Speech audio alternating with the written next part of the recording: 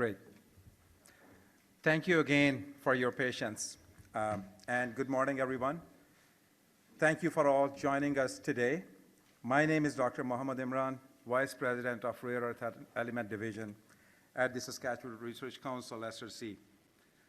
I would like to start by acknowledging we are on Treaty 6 territory and the homeland of Métis. We pay our respects to the First Nations and Métis ancestors of this land and reaffirm our relationship with one another. We understand the importance of acknowledging the past and embracing a future where Indigenous people and their traditions are valued and supported. Together, we strive for a more inclusive and equitable business environment that benefits all. Because safety is our overriding priority at SRC, I would like to make you aware that in case of an emergency and if instructed to leave, there are exits at both the front and the back of the room. SRC will safely guide you to those exits and to our muster point at the south end of the main parking, where we will await further instructions. However, we do not anticipate needing to quickly depart today. If you need to use the washrooms, they are outside the door you came in and down the hall past the main entrance hall. One of our SRC staff will provide an access card so you can get to the washrooms. We do have coffee and snacks available, along with the back window to enjoy at your convenience. Now, without further ado, here to share the details of today's exciting announcement, please join me in welcoming Honorable Jonathan Wilkinson, Minister of Energy and Natural Resources, to the podium.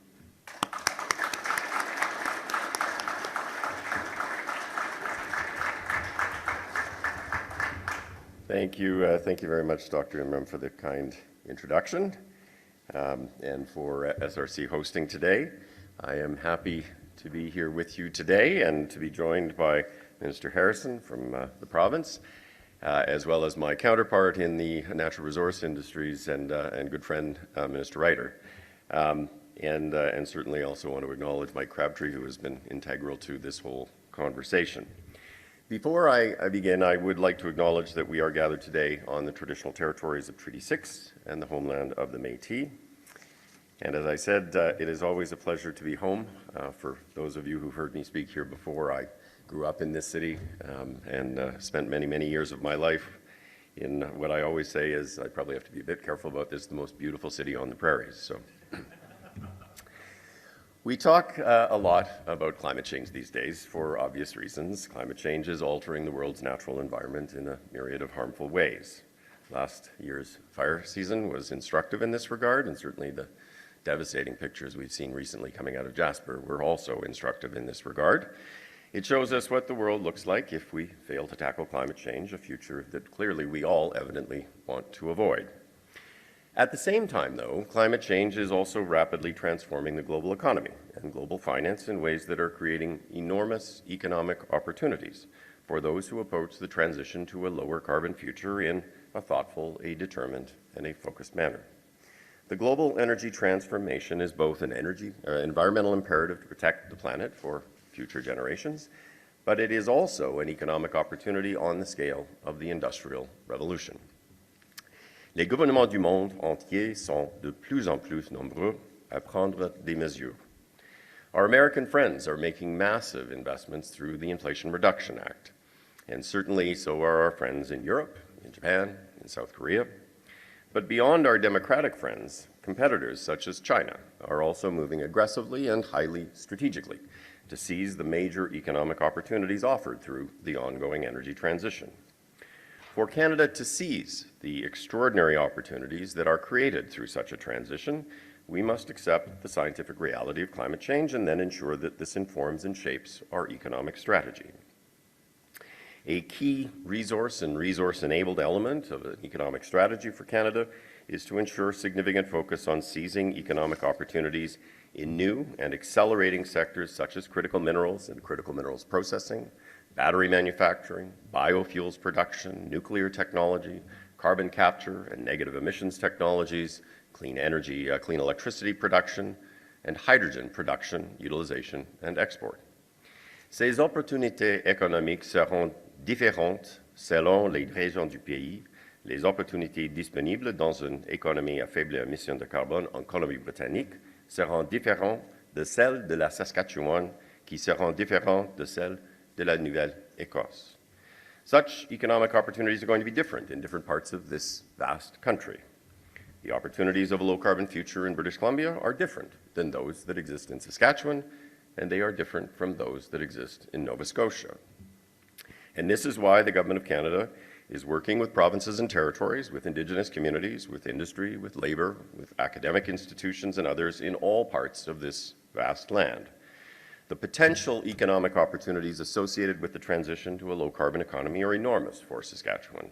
Opportunities in areas of increasing demand, including carbon capture and storage, critical minerals, very much including uranium and potash, clean electricity generation, which is wind, solar, but also nuclear, clean fuels, including hydrogen, renewable natural gas, and biofuels, which can create good, sustainable jobs and prosperity for Saskatchewan families. According to Clean Energy Canada, Saskatchewan is projected to see some of the most significant growth rates in clean energy jobs by 2050, about an additional 130,000 new jobs between now and mid-century. Today, I want to talk specifically about the area of critical minerals. Critical minerals are something on which the federal government and a number of provinces are focused. Critical minerals are the building blocks of the clean economy. They are components in things like electric vehicles, clean energy technologies such as wind turbines, and more. Global demand for critical minerals is expected to double by 2030, according to the International Energy Agency. Our competitors on the world stage know this, and countries like China have been moving very strategically on this. Presently, ownership of many important minerals and processing technologies are geographically highly concentrating, putting supply chains at risk. Critical minerals are an area where Canada can lead, and indeed our democratic allies, including the United States, the European Union, Japan, and South Korea, are looking to Canada to lead. La bonne nouvelle, c'est que le Canada dispose des ressources brutes, d'une main-d'œuvre qualifiée et de l'initiative novatrice qui nous permettront de jouer un rôle majeur dans l'évolution de la situation actuelle. La Saskatchewan joue certainement un rôle important à cet égard. Out of Canada's 34 critical minerals, 27 of those can be found right here in Saskatchewan. And folks are moving to exploit these resources, with mineral exploration expenditures in the province hitting a 10-year high in 2023. And Saskatchewan, via the SRC here in Saskatoon, is also emerging as a key player in the development of innovative critical minerals processing technology, which brings me to the announcement today. Earlier this year, a domestically produced stockpile of critical minerals, specifically rare earth elements, was on the verge of being exported to China for processing. As folks may know, China presently controls the vast majority of the processing technology and facilities for rare earths. Rare earths are of strategic importance for Canada and to our allies, and we thus intervened to ensure the materials not only stayed in Canada, but they would be processed here, part of our efforts under Canada's critical mineral strategy to create significant long-term value for Canadians, which, as I say, brings us to the announcement today. On behalf of my colleague, the Honourable Dan Vandel, I am pleased to announce that we are investing almost $16 million through Prairie's Can to support the Saskatchewan Research Council's rare earth processing facility. Ces fonds permettront au SRC d'acquérir les éléments de terres rares produits au Canada et de poursuivre le développement du processus de traitement des terres rares ici à Saskatoon. These funds will enable SRC to acquire the Canadian processed rare earth metals and to further develop rare earth processing capabilities here in Saskatoon. SRC will process bastonite to produce a rare earth product, which will be further processed using SRC's solvent extraction and metal smelting technology to produce rare earth metals. Again, as I said before, rare earths are critically important in the context of electric vehicles, wind turbines, solar panels, everyday electronics, and a range of industrial applications. As an example, the rare earth metals produced from SRC's recent purchase of bastonite alone could be used to power almost 65,000 electric vehicles. As part of this investment, SRC will also be collaborating with a local educational institution to develop and deliver a training program for Indigenous students to operate the processing equipment. This is an important step in the development of a comprehensive supply chain for critical minerals in Canada and in North America, something on which we are working closely with our American friends. It offers significant opportunity for Saskatchewan moving forward to play a key role in critical minerals processing for Canada and for the democratic world. And I want to thank the SRC for the hard work that they have done and that they will do going forward, and the Government of Saskatchewan for the support that they have shown for the work that is being done here. As I said earlier, having a comprehensive plan to address climate change and to seize the economic opportunities that will be enabled through a transition to a lower carbon future are critically important environmentally, but they are also critically important economically. I see enormous potential for Saskatchewan and for all of Canada in the race that is ahead. By recognizing where the world is heading and aggressively pursuing key major areas of economic opportunity where Canada can create comparative advantage in the world, we can ensure that Saskatchewan and Canada overall will prosper very much for the future. So I think today is a very good day, and I thank you very much for having me with you.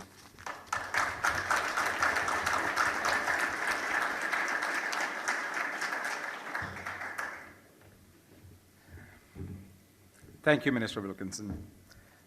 This strategic investment into SRC rare earth processing facility will no doubt continue to develop a growing rare earth technology hub here in Saskatchewan. The addition of a processing unit for Bessemer site means a stockpile of Canadian rare earth ore will stay in Canada, where SRC will convert these critical minerals into rare earth metals and lessen our reliance on foreign countries for these strategic critical minerals. In addition, the funding by Minister Wilkinson under the Critical Mineral Geoscience Data Initiative will help SRC fill a major gap in our understanding of how critical minerals can be sorted to reduce waste and increase profitability.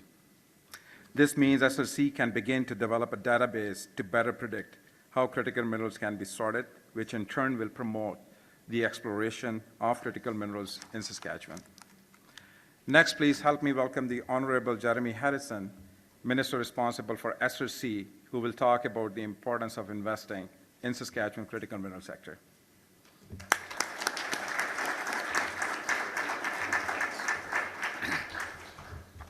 Well, thanks so much, Muhammad. Really appreciate it. And thanks, everybody, for making time to be here today. This is really a great day, and I want to acknowledge Minister Wilkinson. Thanks so much for being here, Minister. Genuinely appreciated. Minister Ryder, thanks for being here as well. Our SRC leadership, number of our board members are here. Appreciate them being here. Prairies Can officials, appreciate that as well. And I really just want to start off by saying thank you. Thank you to the Government of Canada, who have been a genuinely great partner in this project. Minister Champagne has been here, Minister Ng has been here, Minister Vandal and I made an announcement from this very same stage not that long ago that is genuinely making a difference. And this is an example, I think, where the governments of Canada and Saskatchewan are partnering on a project that is of national significance, but even beyond that, a project that is of international significance. And Minister Wilkinson spoke to some of the reasons why this is a project of international significance. But the reality is that the People's Republic of China right now controls a very, very significant portion of the globe's rare earths. They have the expertise. They have really used that position as leverage that goes beyond market reasons for strategic reasons. And this is a significant problem considering the fact that rare earths are of such vital importance for our modern economy, whether that be in energy production, whether that be in electric vehicles, whether that be in the defense industry. These are all reasons why, as a country and as a alliance, Western alliance, we need to have a secure source and supply chain for critical minerals. And that's really what this project was about right from the very beginning, was creating that midstream capacity that would then incent both downstream and upstream applications for rare earths. And I often get the question saying, well, why is government involved in this? If we weren't involved in this, if government did not do this midstream piece, it wouldn't happen. And the reason it wouldn't happen is because the market wouldn't be prepared to take the risk of investment when the Chinese could arbitrarily crash the price and destroy the economics of projects. And it's happened. It's happened before. So that really is why we have so appreciated the support and the relationship with the Government of Canada on this. The announcement today is really very significant. What it will allow us to do here at SRC is create an entirely separate line using a new feedstock for rare earth processing. That means we're not going to be just using monazite, but we're now going to be able to use bastnäsite as well. And obviously there's a challenge with a couple of thousand tons of that material right now looking for a home. It was going to go to China. I think we all knew that that just was not going to be a optimal outcome. And the only organization that could actually do anything with this material and process it was the SRC. And it's been because of a number of years of work, 10 years of work on the part of SRC into this, far before there were any announcements or projects. SRC has been doing very, very significant work on this, which is why they really are, SRC really is the North American leader in this space. We were the only organization that could actually do this.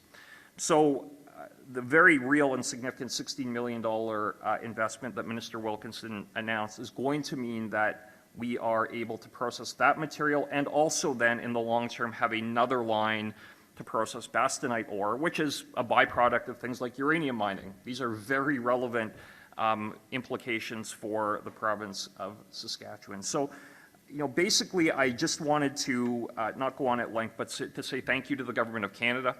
This is an area where we have genuinely cooperated for the benefit of the people of not just Saskatchewan, but Canada and our broader alliance around the world.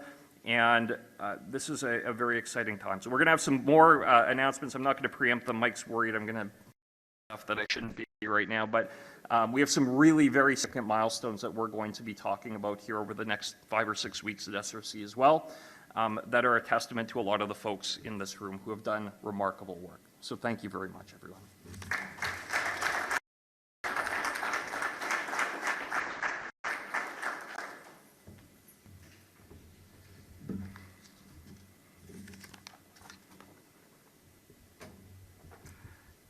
Thank you, Minister Harrison, and thank you to the Government of Saskatchewan for its foresight and continued support in the area of rare earths, which has allowed SRC to be near completion on our first-of-a-kind rare earth processing facility. This project continues to attract further attention and investment into the rare earths, building a rare earth supply chain and technology hub in Prairies. And now please welcome Mike Crabtree, President and CEO of SRC, who will share details about the future of SRC's rare earth facility and what the next few months will look like as we approach the finish line on this transformative project.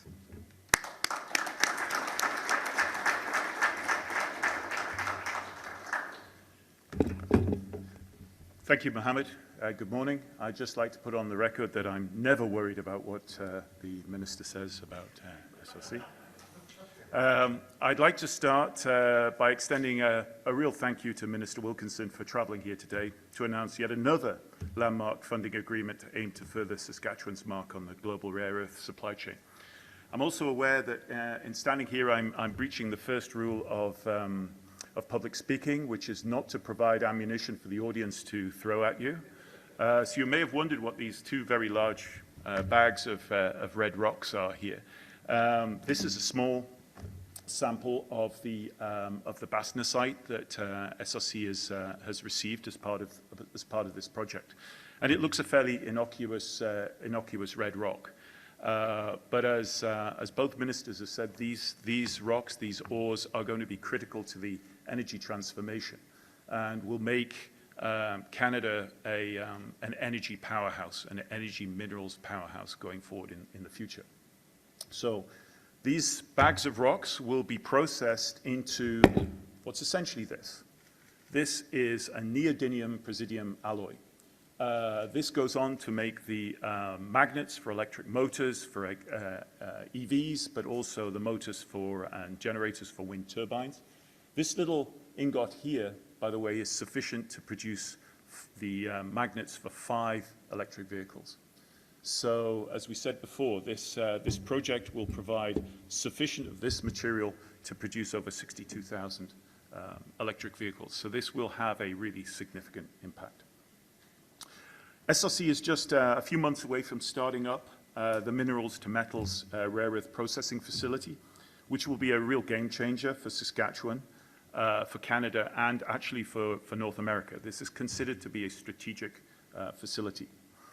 Rare earths and the global race to secure a sustainable supply chain of critical minerals is a global challenge. SRC has been in this space and doing work to develop rare earth technologies for well over 15 years now. Back in 2020, when it became clear that SRC had both the technology and the capability to catalyze the development of a rare earth sector here in Saskatchewan, and in doing so introduce a significant new mining and industrial hub in the province, that's when Government of Saskatchewan provided the funding, $71 million, to develop the technology and process needed to construct this facility. And now, as I said, we are just a few months away from bringing that facility online, something that will be a North American first. By the end of this year, SRC intends to start a commercial operation of this facility, producing sufficient rare earth metals to manufacture over 500,000 electric vehicles annually. All through this process, PrairiesCan has been a key partner. In March of this year, PrairiesCan announced funding for SRC to establish and commercialize the process to separate unrecovered rare earth oxides from monazite tailings that would otherwise be lost. This funding also allowed SRC to develop an automated metal smelting process to produce commercial-grade rare earth metals, again, a world first. At SRC, safety is our overriding priority, and as such, we made technological advancements to the traditional metal smelting process, incorporating artificial intelligence and automation in the smelting unit, thus making the process much safer, simpler, and efficient. These metal smelting furnaces produce commercial-grade rare earths that can go on to manufacture permanent magnets and other critical components needed to power the global energy transition. However, today's announcement is particularly exciting. The funding announced today from Prairies Economic Development Canada, we all know as PrairiesCan, will help SRC develop a more robust facility, adding, as the Minister said, a second processing unit for the bastnasite ore.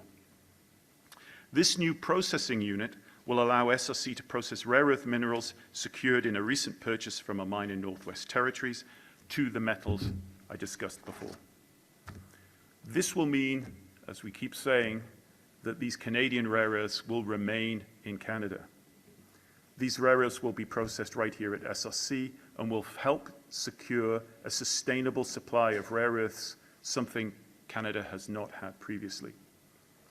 Thanks to a total funding of $71 million from the Government of Saskatchewan and now nearly $30 million from the Government of Canada, SRC is proud to be at the forefront of technology advancement around rare earths in Canada. This is a massive feat for a research and technology organization on the prairies and could not have been done without this funding support at both the provincial and the federal level, but more importantly, or most importantly, the work of an incredible team here at SRC. I've worked with R&D and commercialization organizations around the world, and this is by far one of the best I've ever had the honor to be involved with. I'd like to take a moment to recognize the second piece of funding for SRC announced today by NACAN for the development of the publicly available geoscience database. This database will give the mining industry the opportunity to kickstart new exploration projects, but also resume exploration operations on plays that were once deemed non-profitable. This database, developed by the SRC, will provide mining companies with the technical information informing them on what sorting processes are best to separate specific critical minerals, reducing waste, reducing their carbon footprint, and increasing the overall efficiency of the mining and profitability of the mining operation. This is an example of how SRC works with the mining industry and the other industrial sectors in the province. And once again, I would very much like to thank Minister Wilkinson, Minister Harrison, the federal government, the provincial government for the support here today. Thank you very much.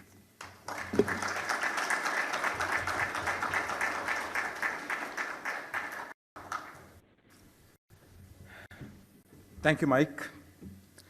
As Vice President of the Rare Earth Element Division at SRC, I can't say enough how proud I am of our entire team, of their contributions and hard work seeing this project through.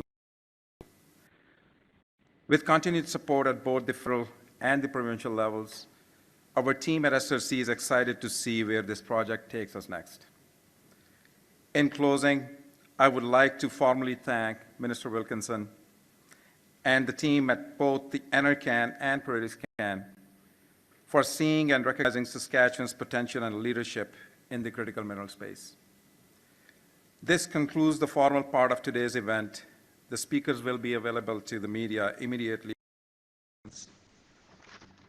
Now I would like to ask Minister Wilkinson, Minister Harrison, and Mike to join me at the front of the stage for a quick group photo.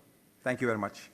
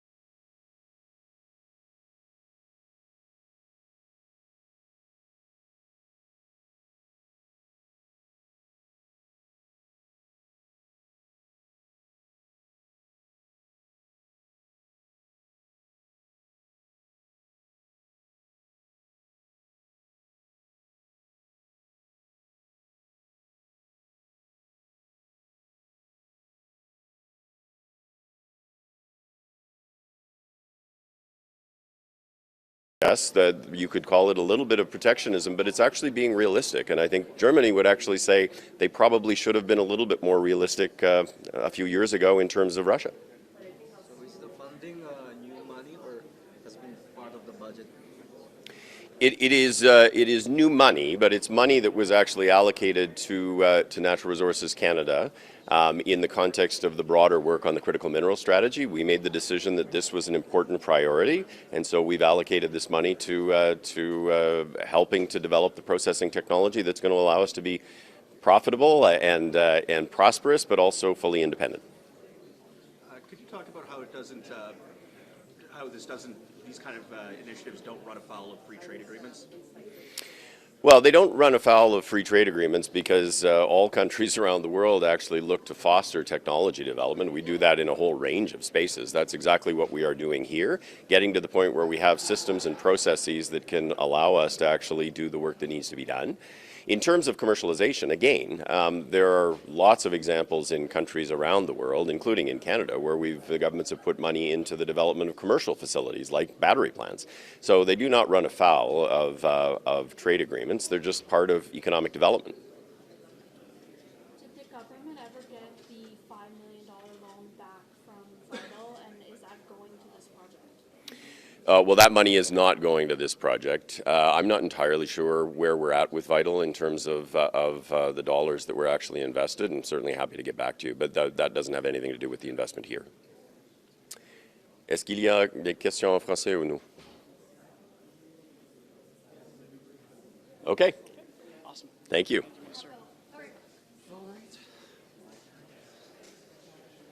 How's it going, everybody? Good. All right. Who'd like to go Fire. first? Minister, why is it important that these minerals are processed in Canada, specifically in Saskatchewan, and what does it mean for collaterals? Yeah, well, it really is important. And, you know, one of the genuine gifts we have as a country is a tremendous endowment of natural resources. And rare earths are one of those natural resources with which we are very fortunate to be endowed with. We've never had the capacity, though, to actually do the processing of those rare earth materials, which are incredibly important. You know, in things like your phone, for example, wouldn't work without rare earth elements. You know, most of the tools of modern life do not work without rare earth elements, and we're entirely dependent on China for supplying those rare earth elements. And, you know, I think it would be fair to say that this was viewed both at the national level, at the provincial level, at the international level, as a significant challenge, that we needed to have more control over that rare earth element supply chain. The economics are such that the Chinese, with their market dominance, were able to really manage and control the price. So private sector investment into this space, which has been proposed at a number of different points in the last 10, 12 years, never went forward because the economics would be manipulated, not for any market reasons, but for purely strategic reasons. So if government were not to be making the investment into this space, both at the federal and provincial level in a joint way, this project wouldn't have happened, and that's really why we moved into this space. So it's going to create an incredible opportunity for the processing of our rare earth resource here in Saskatchewan and the rare earth resource more broadly within Canada. This is going to be the processing hub here in Saskatoon, and you know, really we view that as being a catalyst for broader investment into that space by the private sector as well. Long term, is the province, will this facility, the SRC, continue to, is the plan for this facility to be owned by SRC long term, or is it going to be a situation where potentially it's developed, sold off? Like, are you able to talk about that? Yeah, well, I would say that, you know, those are all kind of speculative decisions we haven't really turned a lot of attention to. Right now, what our focus is on is, as the SRC, which is a provincial crown corporation, to have this project be successful, to have this project be profitable, and those profits are going to be benefiting the people of this province, either through dividends or through direct reinvestment into the SRC to create more jobs. So, you know, what we really want to see at the end of the day is a fully integrated rare earth element supply chain, so downstream, midstream, upstream investment that has gone into this. Our midstream investment being really a lever and a catalyst for private sector investment to move into this space with confidence that they're going to actually have a market for their product that's being mined or developed here in Saskatchewan. Has SRC ever done anything like this before, to your knowledge? Is this kind of, because it's mostly been research development, this is kind of operating this kind of initiative, is this very new? No, we've done a lot of commercial work. I mean, one of the things that, I think probably not well known, SRC is, probably not that well known as it's not SaskPower or Sask Energy. People aren't super familiar with what SRC does, but SRC has been in the commercial business for a very long time. And, we run some of the largest labs in the entirety of North America. Our partners are some of the largest producers of diamonds, for example, of uranium. I mean, we've been in this commercial space for a very long time and operating in this way for a long time. Can you talk a little bit about the Indigenous training program that comes with this? Yeah, I mean, very exciting. That is something that has been a real focus of government, but also a real focus of SRC, is how we can make sure that as a part of developing this resource and other resources, we're fully including and fully providing opportunity for Indigenous people to be a part of that. And it's something that really is important. So that was a part of the discussion about how we can create those levers and opportunities for young Indigenous people to get into the industry, to be trained, to be operators, and really build long-term careers here, whether it be at SRC or in the mining industry more generally. How soon will they be able to access that? Well, we're working through the details on that right now, so Mike probably could answer that more accurately than I could. Yeah. Heard a lot about increased production of EVs because of this funding. Yeah. We also hear many times about the charging infrastructure in Saskatchewan still not come up. It's state of the supercharging network. This province continues to boost that. Well, I mean, as far as kind of the production, and sale of EVs, I mean, obviously these are the volumes that we're talking about that are going to be able to be constructed with the material we're producing are far, far greater than anything that would be utilized in Saskatchewan. Really what we're building here is the capacity for the North American auto industry to access these, NDPR particularly for the production of very large numbers of electric vehicles, but not just electric vehicles. And that'd be one thing I would, really kind of emphasize about rare earth elements. These are materials that are vital to almost everything that is used in everyday life, from cell phones to cameras to broader and more strategic industries like the defense sector, which uses rare earths, as a part of the production chain. So there is beyond just kind of a practical day-to-day significance. There really is a strategic significance to what we're doing here. Now, as the UN report which came out, it says in a quote that temporary foreign workers program is a printing ground for the temporary foreign sustainability. How do you respond to that? Well, I mean, we don't run the temporary foreign workers program, right? We do rely heavily on that. Yeah, I mean, what I have always said as immigration minister, and I've had the honor to do that job for a decade, is we want to have permanent residency here. That it really is the goal. And of those who are here on a temporary basis, or of those who actually are nominated for permanent residency, a significant number start out here as temporary residents, whether that be through student, whether that be through other mechanisms. So we want to make sure that there is a path for permanency for those who would come, whether it be on a temporary basis or other basis. My focus has always been on how do we get to permanency, and how do we get on making sure those who are given permanency or granted permanent residency are making their homes here in the long term. So, the specifics of the TFW program, Government of Canada really is obviously in charge of all of that. What I would like to see, though, is how we make sure that temporary residents are converted to long-term permanent residents. That is a recommendation for you and the board as well. Yeah. But the part which you were mentioning also was the Hard to Fill program. Right. Which Right. the government does not. Yeah. Many Yeah. Well, I mean, the hard-to-fill skills component, I mean, that was a time-limited program. We announced it as a temporary program. We had a cap on the nomination, so it wasn't really, it wasn't that the government just arbitrarily ended the program. I mean, we had parameters around that, but like I've always said, our objective has been to get to permanency, whether that be for Ukrainians right now, and that's part of the discussion that's ongoing with the federal government right now. We have QIT visa holders who have a limited number of months left on their visa, who had fled the war in Ukraine. We need to find a path to permanency for those visa holders. So I've spoken with Minister Miller about that topic in particular. We I would say that we have a very productive dialogue with the Government of Canada on the immigration file. We don't always see completely eye to eye, but I would say that there's a collaborative relationship, it being an area of joint federal and provincial constitutional jurisdiction. So we'll continue working on that, but there's always challenges outstanding, and we'll work through them. Yeah. Yeah.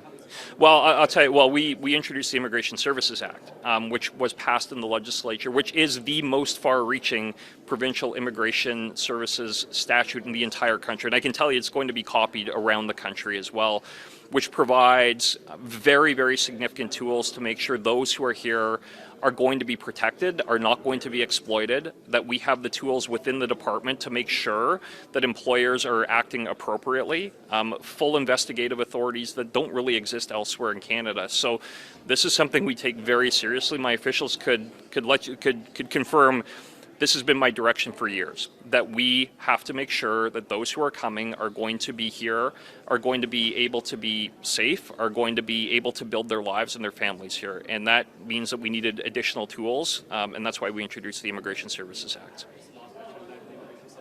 Yeah. No, it is not. We have formed an entirely new unit within the Immigration Ministry that is entirely focused on program compliance with very real authorities to do investigation and punishment and fines that are far in excess of what other provinces have in the country. Good? Thank you so much, Minister. Awesome. Thanks, everybody.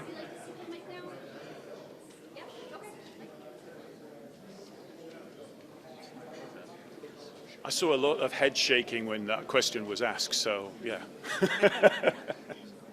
Good morning. Go ahead. With this, no, go ahead. What is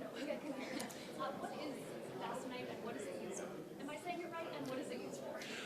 You've got to be very careful not to say it after a couple of glasses of wine.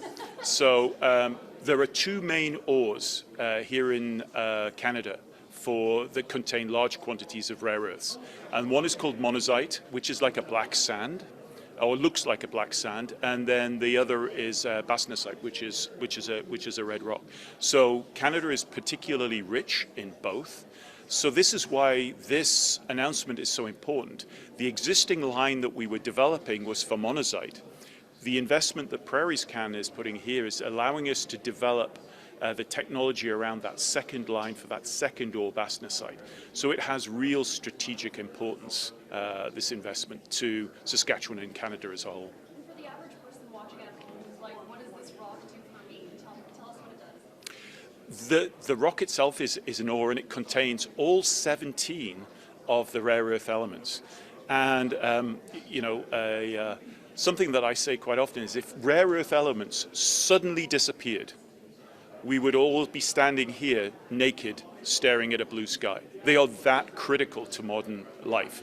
The devices that you're currently using, the clothing you wear, the food that we eat, the buildings that we're in, that they've been this important now for maybe 30 to 50 years. The difference is the energy transition, where we're moving from hydrocarbons to energy minerals. These rare earths are really, pardon the pun, critical to the development of that energy change. In terms of electric vehicles, we hear a lot about lithium, quite rightly. Lithium is the gas tank of an electric vehicle, if you like. Rare earths make the engine. No engine, no electric vehicle. So this is why these ores and the development of this midstream processing is so important. This $60 million, is any portion of that going towards purchase of the mineral, or has it already been purchased? This is just for production? That's a total cost. So that's been provided to SRC for the purchase of the material, and basically 2,000 tons in bags like this, and also for the development of the line that will process it and the operating cost of that. So it's a total cost of project. So what you will see in a couple of years' time is something like 2,000 bags of this converted to a whole stack of those NdPr bars, ingots. Yeah. How much is one of those bags? Oh, this is about 2.5 tons. How much does it cost? Really good question. It is about, call it between $4,000 to $6,000 a ton. on that. Yeah. So too expensive to throw. So with Canada and China like trying to gain a foothold of the rare earths market, do you have any idea how would it affect the cost of the minerals? Oh. Canada doesn't need to get a foothold in the rare earths market. They already control over 90% of the rare earths market globally. The question is round the other way. How do we as Canadians get a foothold in the rare earths market? And this is exactly what these projects are around. It's around us not only producing, mining the ore to be able to export it to China, it is to mine the ore, to process it here, to get that additional value and be self-sufficient in rare earths as we go forward in the coming decades. So this is all about us gaining a foothold in the rare earths market. So with this type of investment, how soon can the province feel the gains, the economic gains of this, like the rare earth market? The job of SRC is, if you like, is as a pathfinder to catalyze the market. So the purpose of the plants that we're building here are to de-risk the technology and develop new technology, de-risk the financials and de-risk the market. Once we've done that, private investment will come into the province and Canada as a whole based on the technology and the de-risking that's been done. So to answer your question, we will see commercial operations in the next, before the end of the decade. So, question, do you have already technology to make from that raw things? To this? Yes. You have a technology? Yeah. So on the first line, you remember I said the monazite, the black sand? That's what we've been doing over the last 2.5, 3 years. So we will be making commercial quantities of this before the end of the year. So, can you ask, how much This on the market will be somewhere between about $4,000 to $6,000 a ton. 4,000 to 6,000. And if you will do... How much is this? How many of these small... Okay, this is $60,000 a ton. So How many tons you can do? in that bag there is probably about 100 kilos of this in that bag. So you can sell 100 kilo for... So we could sell probably, it's actually probably more than that. Let me make a piece. The NdPr that is locked within these rocks, converting it from that to this is an uplift of value of 20 to 30 times, right? So whatever we're paying for this, by the time we sell this, it's 20 to 30 times uplift. And that's the proposition. Which do you want to do? Do you want to sell this internationally for a few $1,000s a ton, or do you want to be, as Canadians, be able to sell this for $60,000 a ton? And that's what the midstream piece is about. And this is what SRC is looking to find a pathway and to catalyze. Sorry. But just how many tons these you need for tons of these? You're putting me right on the spot here, yeah. I like numbers. Yeah, you like numbers. Do you know what? I will get back to you with the number on that, because whatever I tell you now is going to be wrong. And my head of rare earths, Muhammad Imran, will be going, what did you say? So I will get you that information. We will get you that info. Yeah. So that battery powers one electron. What does that do? What this does is it's not the battery. Remember I said that lithium is the gas tank, lithium is the battery for the car? What you do with this is you convert this to extraordinarily powerful magnets. So your fridge magnet, think of a fridge magnet that is 100 to 200 times more powerful. It means that if you put it on the fridge, you'd never get it off. And that's what this does. It makes incredibly powerful magnets, which makes incredibly powerful motors that are required to power electric vehicles. And there's sufficient metal in this to make the motors for 5 electric vehicles, 5. So that's why this is so valuable. The minerals that you can purchase with this amount of money, how long will they last you? How long will you be able to process that amount? Oh, for this, this is relatively small scale. 2,000 tons is relatively small scale. We'd be processing all of this and have completed this, having built the plant required to do it, within 2 to 2.5 years. The key thing in the investment is in the development of that plant, we would then be able to upscale that into a second commercial line. So that means that SRC would be able to produce that first mineral monazite and the second mineral bastnasite. And no other facility outside of China is capable of doing that. This is the only processing facility in Canada that can do this. It's the only processing facility in North America that can do this.